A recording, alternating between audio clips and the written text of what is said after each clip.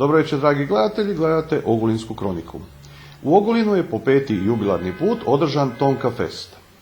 Jedini festival duhovne glazbe u Karlovačkoj županiji i Ličko-senjskoj biskupiji, Ogulinski Tonka Fest, proslavio je svoj mali jubilej, 5. godišnjicu održavanja. Broj od preko 300 izvođača koji su dali svoj doprinos kroz ove godine impozantan je i za mnogo razvikanije festivale u okolici. Ogulinski Tonka Fest ušao je u jednu mini obljetnicu, to je 5 godina postojanja, djelovanja i rada. Šta se za ovu godinu sprema, koliko imate izvođača i nekoliko riječi o 5. festivalu? Evo, znači, kao što ste rekli, ovo je već 5. po redu festival duhovne glazbe. Nadam se da će biti uspješan kao i ovi prethodni. Ove godine nastupit će 10 izvođača iz raznih krajeva Hrvatske, od Slavonskog Broda, Đakova, Zagreba, Rovinja i tako dalje. Evo, svi su došli, isprobali, zadovoljni su i evo, čekamo samo da krene. Vi ste već postali tradicionalna manifestacija. Kako stojite sa volonterima i sa onima koji rade oko cijele priče?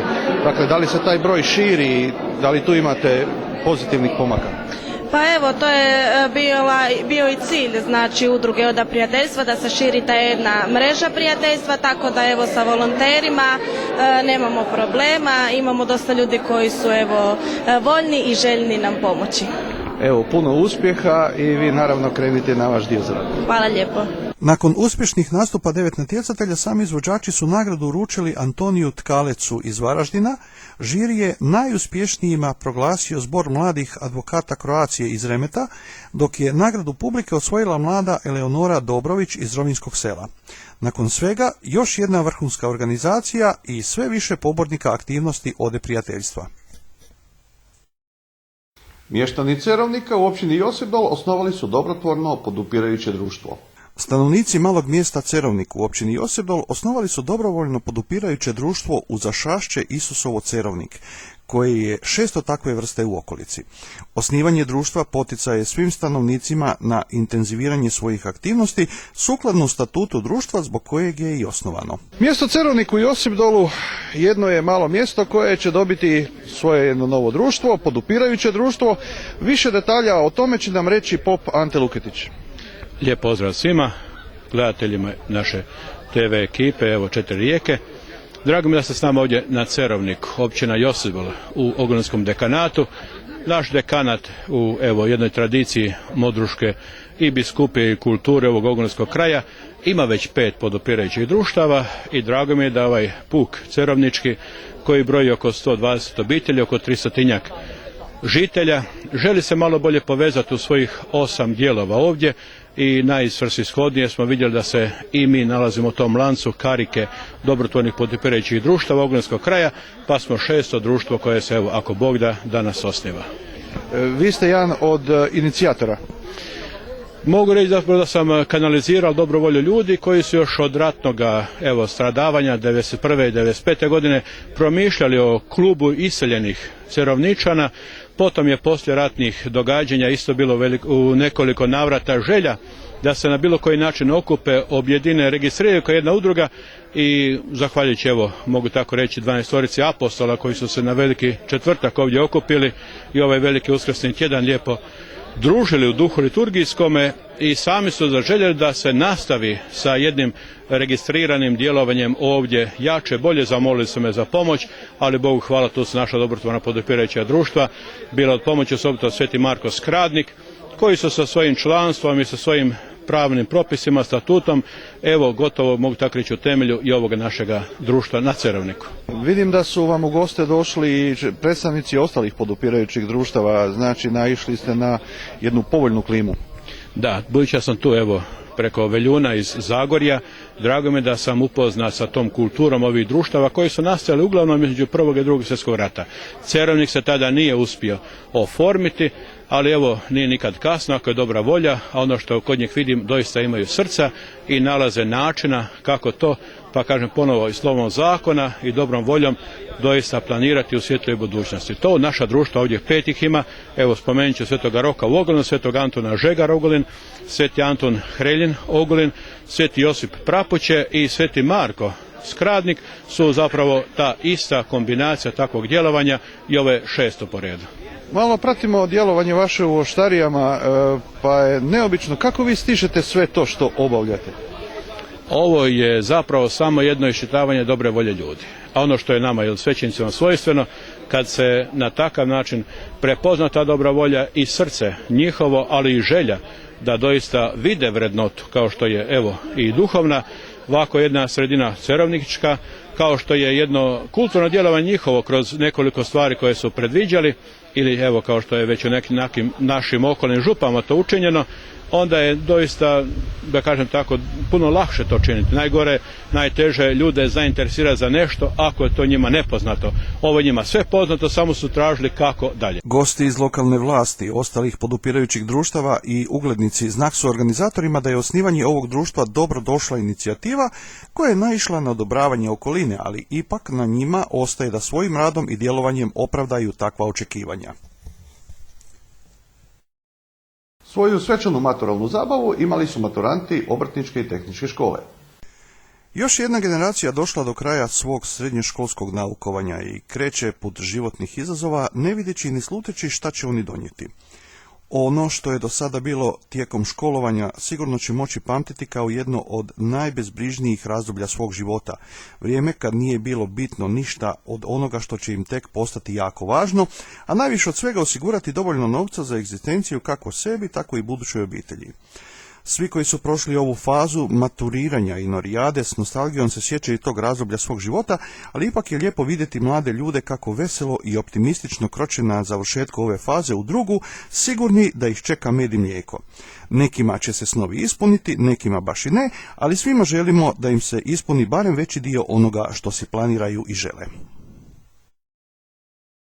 Svjetski dan izviđača organizirali su i svečano proslavili ogulinski izviđači. Iz svoje mladosti svi se s nostalgijom sjećamo članstva u izviđačima i zajedničkih aktivnosti koji su uvijek u toj dobi poseban doživljaj. Izviđači su se održali kao organizacija do dana današnjeg, pa su i zajednički proslavili svoj dan prigodnim aktivnostima uz naravno izviđačku vatricu. Kao što se vidi i ove godine smo tradicionalno u svom parku izviđača i ove godine obilježavamo dan izviđača 19.5. To je dan koji je uzet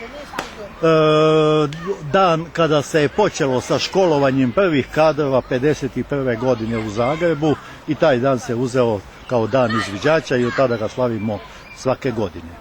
Mi ga slavimo ovdje u svom parku izviđača, park izviđača kojega mi održavamo i uređujemo, nasađujemo, čistimo, ba nešto malo i kosimo i tako.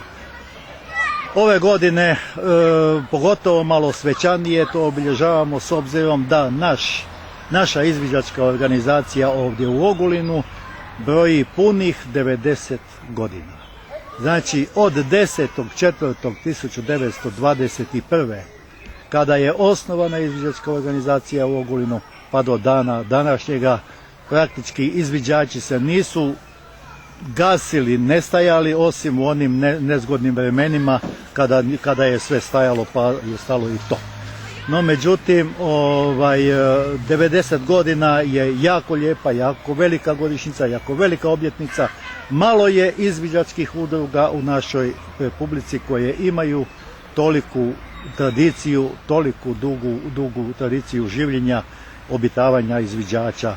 Nekada su to bili skauti, za nas se zovemo izviđači. Mi smo ovu cijelu godinu uzeli kao nekako tradicionalno da ćemo to obilježavati svečano, pa to obilježavamo izletima, to smo već i odradili neke izlete tuda u bližu okolicu Pečnik, pa na Bistrac, bili smo na Kleku, Bjelsko, išli smo na susrete igre poletaraca u Brezovicu kod Zagreba.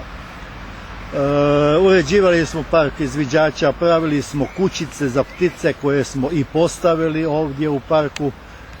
A planovi su nam sada, jedna velika akcija nam predstoji, a to je 11. i 12.6. kada je smotra izviđača iz cijele države. Tu će doći oko 1200 do 1500 izviđača, provodit će svoje igre, svoja natjecanja od onih najmanjih pa do onih najvećih.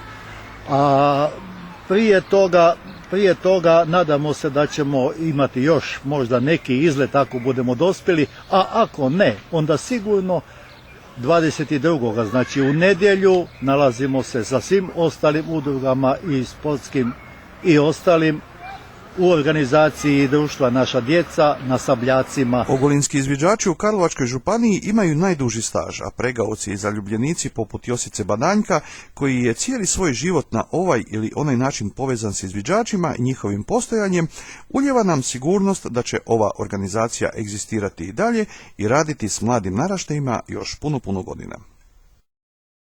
Nije lovačka priča, ogulinski lovci zaista su imali svoju godišnju skupštinu.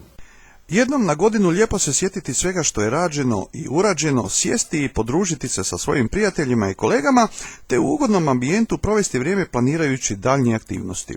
Upravo u takvom ozračju je protekla godišnja izvještajna skupština ogulinskih lovaca. Imali smo kvalitetnu suradnju sa lovnim uredom grada Ogulina, zatim sa Lovačkim savezom Karlovačke županije i sa Hrvatskim lovačkim savezom. Naša gradska uprava prepoznaje naše vrijednosti i kvalitet u našem radu i aktivnost, a isto tako onda i očekujemo isto tako međusobne, dobre i konkretne i korektne podrške u narednom radu. I sada ističem sljedeće. Obnovljene su lovno-gospodarske osnove za lovište Klek i Krpelj i ostvarili smo veliki cilj. Znači, gospodarimo sa 2 lovišta sa prepoznatljivim dokumentom lovno-gospodarskom osnovom. Akcijskim planom smo dobili mogućnost odstrela 2 medvjeda gdje smo u ovom proteklom razdoblju jednoga odstrijelili. Nažalost, jednoga nismo. Izvršen je prijem novih mladih članova, znači mladi lovci dolaze u naše društvo i vrši se pomlađivanje.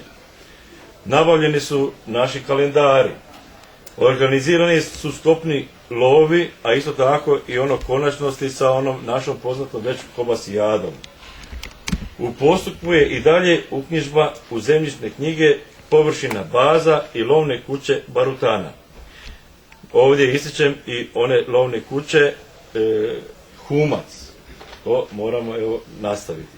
Organizirano je gađanje u metu srnjaka i na glinene golube. Obilježen je Sveti Hubert, glavna proslava za cijelu Karlovačku županiju je bila u Karlovcu gdje smo bili sudionici, a isto tako smo kao društvo i u našem gradu Ogulinu obilježili. Produbljena suradnja sa prijateljskim lovačkim društvom Mokrice. Izvršen je povrat dijela plaćene zakupnine zahvaljujući Lovačkom savezu Karlovačke županije i isto tako i županu Karlovačke županije. Uređenje objekta Barutana i lovačke kuće Humac u Turkovićima gdje smo investirali podosta sredstava. Aktiviranje lovočuvarske službe gdje smo dobili 4 lovočuvara sa 2 lovočuvara koja imaju nadzor naših lovišta. Vršen je inspekcijski nadzor u oba lovišta i rješenja su bila uredna. Bogatstvo biljnog i životinjskog svijeta u našem okruženju velika su obveza i odgovornost svim lovcima i prirodnjacima, jer sve više dolazi vrijeme kada će pravi prirodni ambijent biti iznimka, ne pravilo kao sada. Ogulinski lovci su shvatili ovaj važan detalj, pa će i njihove aktivnosti u budućnosti sigurno biti usmjerene na čim veće i bolje očuvanje životinjskog, a posredno i biljnog svijeta u njihovim lovištima. Gradske vlasti organizirali su svojim maturantima norijadu u Frankopanskoj kuli. Mladi Ogulinci su odradili norijadu u granicama tolerancije, a u cijeloj priči pomogli su im i gradske vlasti koje su organizirale feštu u Frankopanskoj kuli. Posljednjih nekoliko godina uvriježio se ovaj način organiziranja i pokazao se izuzetno efikasan, nadasve koristan. Mladi dobiju organiziranu zabavu s kvalitetnim ogulinskim bedovima s kojima u glas pjevaju većinu pjesama, vlast ima kontrolirani prostor na kojem se odvija cjelokupno događanje i minimaliziraju se kolateralne žrtve početnih konzumacija alkohola u gradu. Naravno, i ove godine je kroz sam centar prošao šareni mimohod, te uz nekoliko prigodnih riječi gradonačelnika počeo finalni dernek dugogodišnjeg školovanja. Dakle, maturanti, sretno vam bilo i životu i što češće kao na kraju školovanja. Gledali ste Ogulinsku kroniku, želimo vam ugodan nastavak večeri uz naš program. Laku noć.